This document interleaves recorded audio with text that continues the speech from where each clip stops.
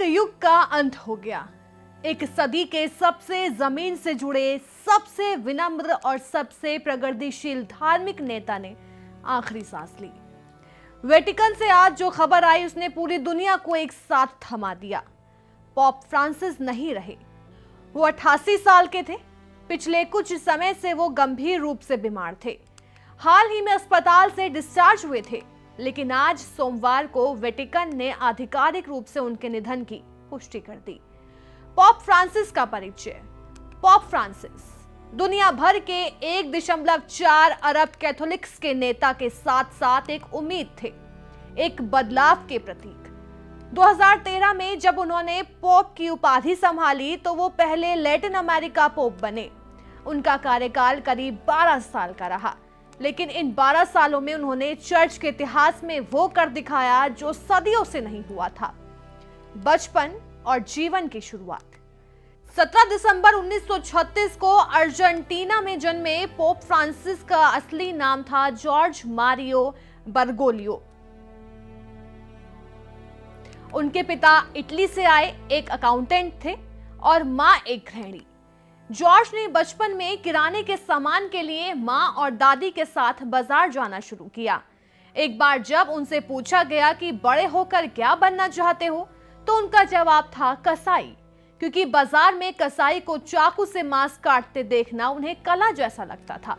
पर धीरे धीरे उनका रुझान धर्म की तरफ हुआ। धर्म में झुकाव और पादरी बनने का सफर। एक समय निमोनिया ने उन्हें इस कदर जकड़ लिया कि उनके एक फेफड़े का हिस्सा निकालना पड़ा, लेकिन जिंदगी से हार नहीं मानी। 1958 में वो जेसुइट परंपरा से जुड़े और फिर शुरू हुआ उनका आध्यात्मिक सफर। 1969 में वो पादरी बने और बाद में स्पेन जाकर धर्म की गहराई से पढ़ाई की। पोप बनने का सफर और बदलावों की कहानी।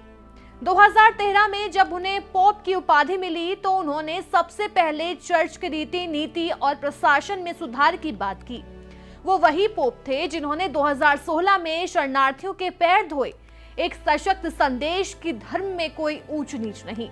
2018 में आयरलैंड जाकर चर्च के कुकर्मों के लिए सार्वजनिक रूप से माफी मांगी और 2019 में उन्होंने पादरियों और धार्मिक नेताओं के लिए यौन शोषण की रिपोर्टिंग अनिवार्य कर दी।